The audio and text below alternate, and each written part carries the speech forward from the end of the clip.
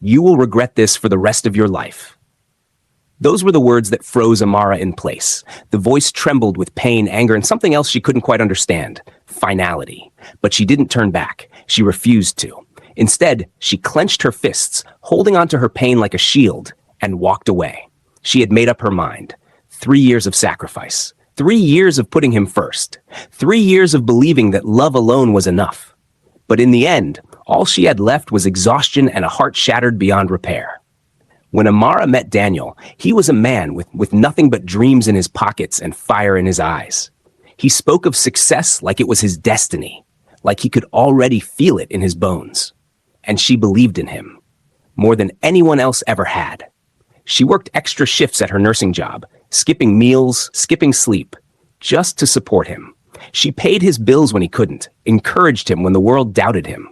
She poured everything she had into his dream, thinking that one day they would share the victory together. But when success finally came knocking, so did the change. Daniel started dressing differently, speaking differently, spending less time at home.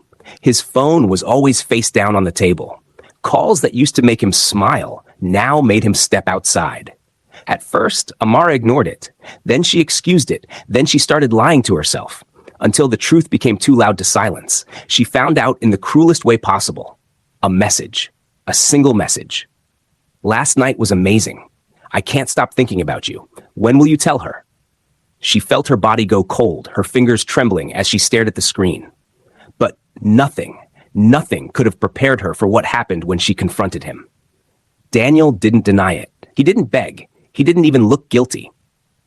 It's not what you think, he said, his voice annoyingly calm. Then tell me what it is, Daniel, Amara whispered, her throat burning with unshed tears. He exhaled heavily and ran a hand through his hair. I didn't mean for it to happen, Amara. You have to understand, things changed. We changed. Her heart shattered. Just like that. Like it was nothing. Like she was nothing. The man she once loved, the man she built her life around, had thrown it all away so easily. She packed her bags that night. She didn't scream, didn't beg, didn't even cry in front of him. But as she reached the door, her hands shaking on the knob, she heard his voice one last time. You will regret this for the rest of your life.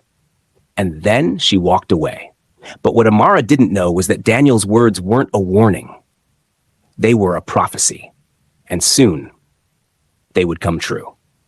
Amara thought leaving Daniel would bring her peace. She thought walking away was the hardest part, but she was wrong.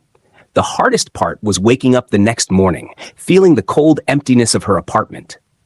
The hardest part was unlearning the habits of love, reaching for her phone to text him, setting aside his favorite meal when she cooked, hearing a joke and instinctively wanting to share it with him. But she reminded herself of his betrayal, of the message, of the woman who was waiting for him. And she moved forward. She poured herself into work, taking extra shifts at the hospital. If she was exhausted, she wouldn't have time to think. If she was surrounded by people who needed her, she wouldn't have time to feel lonely. For weeks, it worked, until it didn't. The first sign of trouble came unexpectedly. It was a Tuesday evening, and she was finishing up her shift when a nurse approached her. Amara, you have a visitor. A visitor? Her heart skipped a beat. For a foolish second, she thought, Daniel? But when she stepped outside, her breath caught in her throat. It wasn't Daniel. It was his mother, the last person she expected to see. Auntie Binta? She whispered. The older woman's face was lined with worry, her usual warmth replaced with something dark. Amara, we need to talk, she said, gripping Amara's hands. Something has happened to Daniel. Amara felt her blood turn cold. What do you mean? What happened? She asked, her voice barely above a whisper. Auntie Binta sighed heavily, her eyes glistening with something Amara couldn't place. He's in the hospital. It's bad. He's been asking for you. Amara's breath hitched. No, this had to be a mistake. Why would he be asking for me? She said, shaking her head. I'm not. You need to come, Auntie Binta interrupted, her voice firm. Please, Amara, before it's too late. Before it's too late. Those words clung to her like a shadow as she followed Auntie Binta out of the hospital. Her mind was screaming at her to turn back, to walk away. But something deep inside told her she needed to go. When they arrived, the sight before her nearly stole her breath. Daniel lay in a hospital bed, his once strong and confident frame now frail and weak. His skin was pale, his eyes sunken, dark circles under them like he hadn't slept in days. Machines beeped softly around him, the only sound in the room, aside from his shallow breathing. He looked nothing like the man she had walked away from. Slowly, his eyes fluttered open. And when he saw her, something inside them broke. Amara? His voice was barely a whisper, but it held so much weight. She swallowed hard, her hands clenching into fists. She shouldn't be here. She shouldn't care. But then he said something that made her world stop. I don't have much time left. Her knees nearly buckled. She didn't want to believe it. She didn't want to feel anything. But something about the way he said it, the quiet resignation, the sadness in his eyes, told her he wasn't lying. Amara took a slow step forward, her heart pounding. And then Daniel reached for her hand. His grip was weak, almost desperate. Before I go, there's something I need to tell you. She wasn't ready. She wasn't prepared. But she knew whatever he was about to say would change everything. Amara's heart pounded against her ribs as she stared at Daniel. His grip on her hand was weak, his fingers trembling, but his eyes, those deep, familiar eyes, held something heavy, something terrifying. Amara? His voice was barely above a whisper. I made a mistake. A mistake? She almost scoffed. Is that what he's calling it? She pulled her hand away, stepping back. You cheated, Daniel. You threw everything away. That's not a mistake. That's a choice. A weak cough rattled his chest, and he winced. For a second, guilt flickered through her, but she swallowed it down. Listen to me, he rasped, struggling to sit up. It wasn't just that. There's something you don't know. Her arms crossed over her chest. Then say it. What could possibly change anything now? A long silence stretched between them. Then Daniel exhaled shakily, closing his eyes like he was trying to summon the strength to speak. When he finally did, his words sent ice through her veins. I never cheated on you. Amara's breath caught. She blinked. What? You're lying, she said, but her voice wasn't as firm as she wanted it to be. Daniel's eyes opened, glassy and full of pain. I swear on my life, that message, the one you saw, it wasn't real. She shook her head. Stop. I have proof. His voice cracked, but his desperation bled through. Check my old phone, the messages, the emails. Amara, someone wanted you to leave me. Her stomach twisted. The room suddenly felt smaller, suffocating. Who? She whispered. Daniel swallowed hard, his breathing uneven. Someone close to you, someone you trusted. Her hand started to shake. Daniel, who? And then he said the name, a name that made her world tilt, a name that made her knees go weak. Her best friend, Nina. Amara stumbled back, shaking her head. No, that's not. Nina would never. Daniel coughed violently, his body racked with pain, but he didn't stop. She set me up, Amara. She planted the messages. She wanted to break us. No, her voice cracked. You're lying. You're trying to... Ask her, he croaked. Go to her house. Look at her laptop. Amara, please. Her vision blurred with unshed tears. It couldn't be true. It couldn't be. But something deep inside her whispered, what if it is? She staggered back, her pulse racing. If you're lying, I'm not, he whispered. The weight of his words settled over her like a storm. Nina, her best friend. The person who had comforted her when she cried over Daniel. The one who told her she deserved better. Had she really done this? Her breathing became shallow. She needed answers. Without another word, she turned and walked out of the hospital. And this time, she wasn't running away. She was chasing the truth. Amara's hands shook as she gripped the steering wheel, her knuckles turning white. The city lights blurred past her, but her mind was stuck on one thing. Nina, her best friend, her sister in everything but blood. Could she really have done this? Amara didn't want to believe it, but Daniel's voice haunted her. Check her laptop. She needed proof. When she pulled up in front of Nina's apartment, her heart pounded against her ribs. Every memory they had flashed through her mind, late-night talks, sleepovers, laughter, had it all been a lie?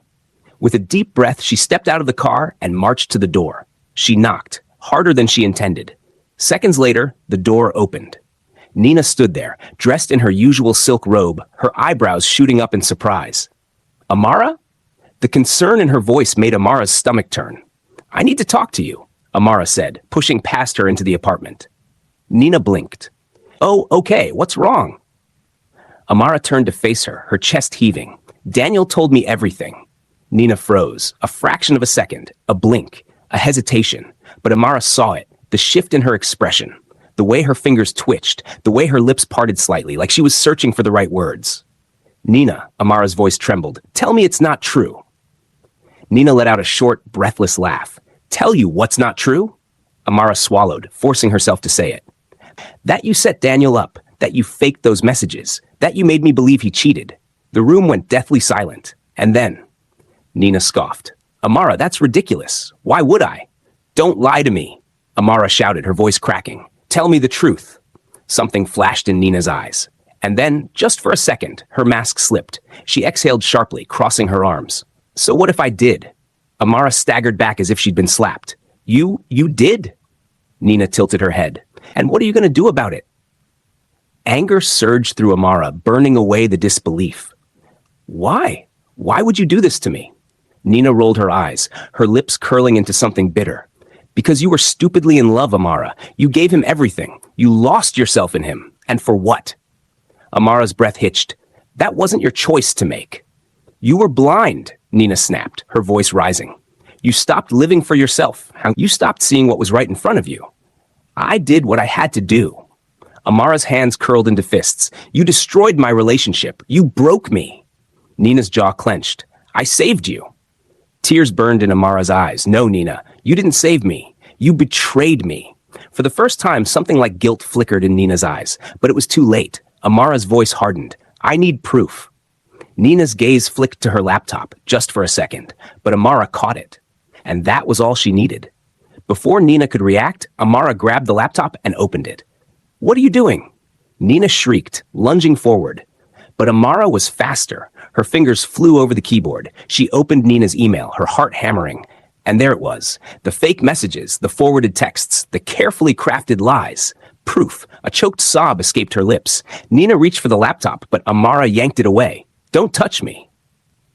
For the first time, panic flashed in Nina's eyes. "Amara, please? You ruined everything," Amara whispered, shaking her head.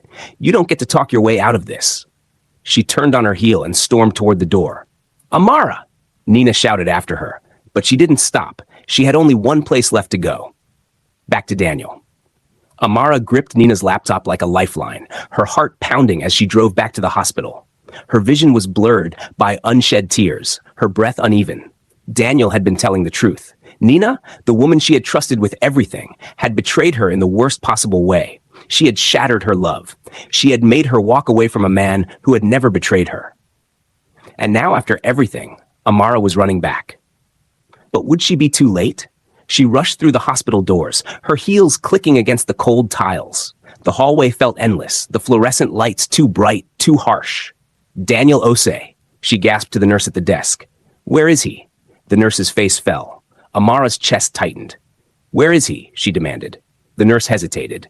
"Miss, he had complications. He was rushed into emergency surgery." The world tilted. "Surgery?" Amara's voice came out as a whisper. The nurse nodded. He was struggling to breathe. His body was weak. The doctors are trying to stabilize him. Amara stumbled back, her fingers tightening around the laptop. Her legs felt like jelly. She had wasted so much time. Too much time. A deep, aching sob tore from her throat as she sank onto a chair, burying her face in her hands. "Please," she whispered, "please don't take him from me." She didn't know who she was begging. God, the universe, fate. But she couldn't lose him. Not when she had finally learned the truth. Minutes felt like hours. Hours felt like days. Then, after what felt like an eternity, a doctor walked out. "Daniel Osei's family?" Amara shot up. "I'm here." The doctor exhaled. "He's stable, but weak. You can see him, but he needs rest." Amara didn't wait for another word. She practically ran into his room, and there he was, pale, weak, tubes attached to his body, but alive. Tears streamed down her face as she stepped closer. His eyes fluttered open. "Amara," he rasped. She let out a broken laugh, pressing a trembling hand to his cheek. "I thought I lost you." A weak smile touched his lips. "I told you. I never lied to you." Her throat tightened. I know everything now." She placed the laptop on the table. "Nina did it. She faked the messages. She wanted to break us." Daniel let out a slow breath. "I tried to tell you." Guilt crashed over her like a tidal wave.